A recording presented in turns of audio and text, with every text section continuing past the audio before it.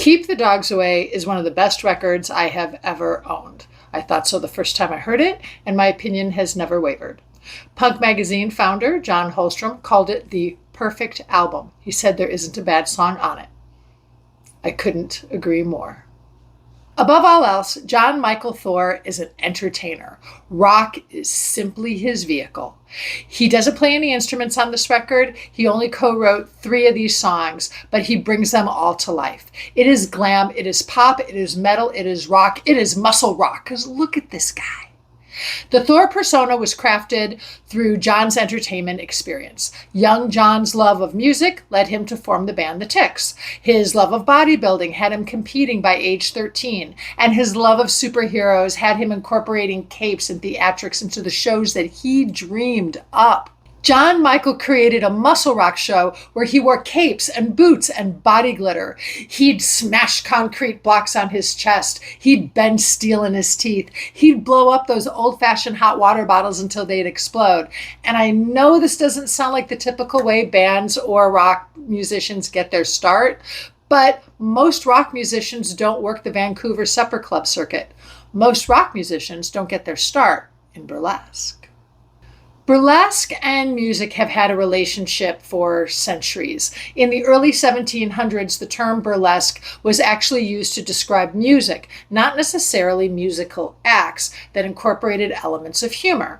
An example of this would be in Tchaikovsky's ballet, The Nutcracker. In the second act, the character Mother Ginger comes out in this massive skirt and then lifts the skirt, and all these Policelli children come running out from underneath, and then they do their dance. Mother Ginger is historically played by a male dancer who camps it up a bit, of course.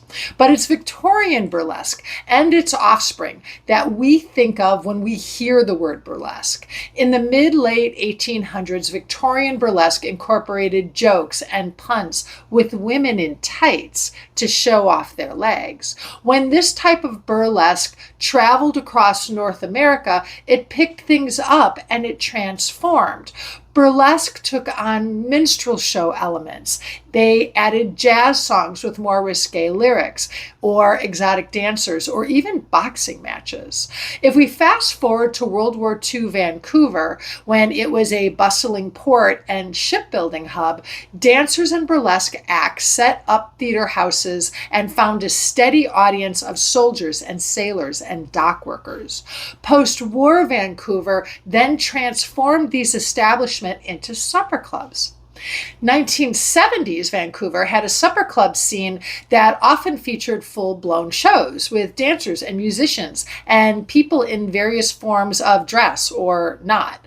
When a very muscular John Michael worked this club scene, he took all of these fabulous show-stopping elements and combined them with his own assets to form the musical act Michael Body Rock. And he would literally chant, "We are Body Rock, we are Sonic Shock," which is fucking fantastic. In 1974, the Michael Body Rock show performed at the Commodore Ballroom. The show was reviewed by a young Rob Geldof, who would later become Sir Bob Geldof, after he went back to England and formed the Boomtown Rats and all. Why was he there? I have no clue. But this is part of what he wrote. And I quote, "The boys proceeded to launch into a calisthenic dance routine, and Mr. USA sings through his acceptable vocal cords some aging rock tune totally incongruous to the whole. Yet it seemed to fit somewhere in this crazed act," unquote. And then he goes on to describe how a female member of the act ripped all the clothes off of John Michael's body, and then, and I quote, "He had his arse go through the most incredible paces I have ever witnessed," unquote. Which sounds pretty incredible. And though the show appears to have used pre-recorded music, John Michael often performed with a live band.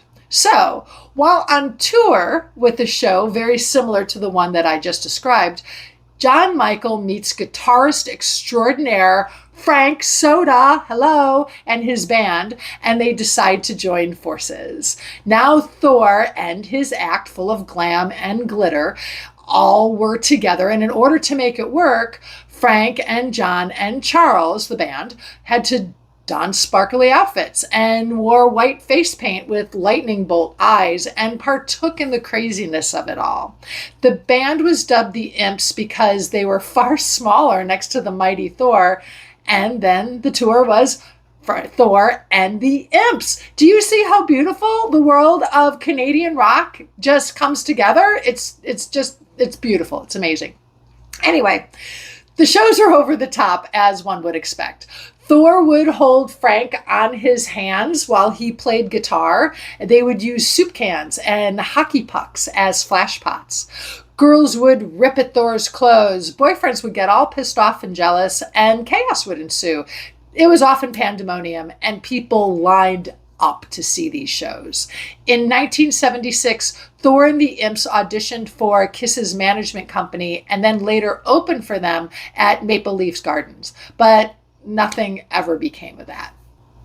After that, Thor went to Vegas for a bicentennial-themed music review, which led to his appearance on The Merv Griffin Show.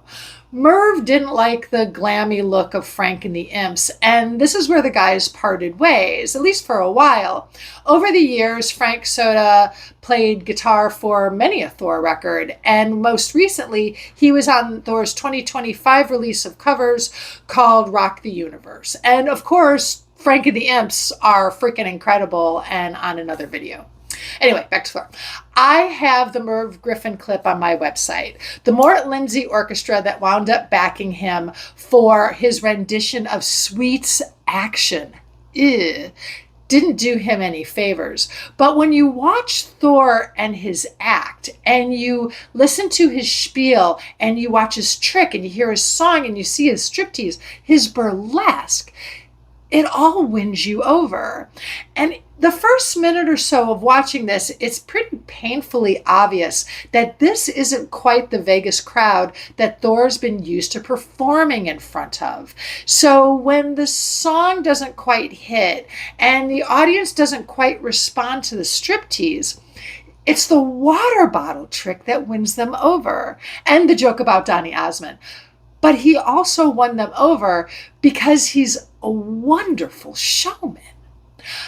Upon his return to Canada, Thor recorded Keep the Dogs Away for RCA, and it's great. Thor sings and growls his way through tight, well-produced songs.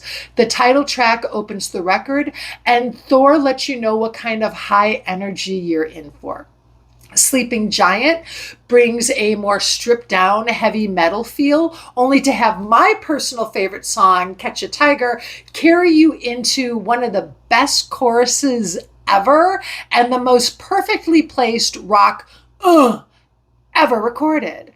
You can imagine the stage presence while performing it. And I'm just going to say it out loud. Kiss didn't want the competition. Second side, Military Matters, allows you to sing Ride, Ride, Ride on the Wings of the Valkyrie. Wasted is a bit more psychedelic, and then Thor revs the band back up again with Rosie. Ian Gunther, I think that's how you pronounce it, and Willie Morrison are the guys behind the successful Canadian production team Three Hats.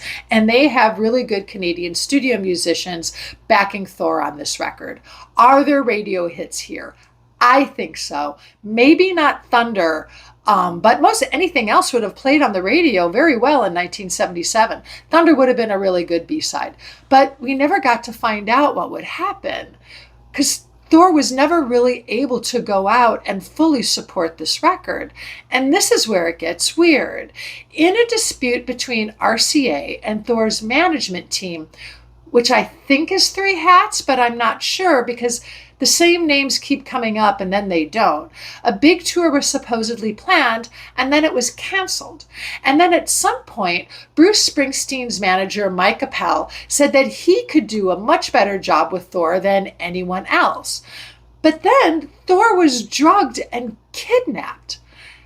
And then there was never really any specifics that came out and no charges were put out.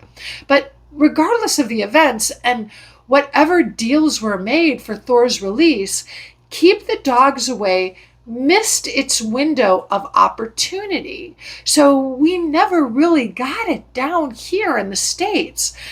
And so many other really great Canadian bands, Americans were denied, which is incredibly frustrating. All I can say to this is cross your borders. Cross your borders, musically cross your borders. Buy records, listen to songs, listen to radio from someplace else. But for God's sake, cross your borders. You might be able to find Keep the Dogs Away in the cheaps. Discogs definitely has it, and I have a link to the record on BandsoftheLost.com. Thor is on Cleopatra Records, and you can find Keep the Dogs Away on record, in cassette, and all other ways, along with a lot of his other recordings in various forms. I have a link to Cleopatra Records on the website as well. If you'd like to hear about other records you may or may not have had back in the day, feel free to subscribe to Bands of the Lost YouTube channel or check us out at bandsofthelost.com. Happy digging.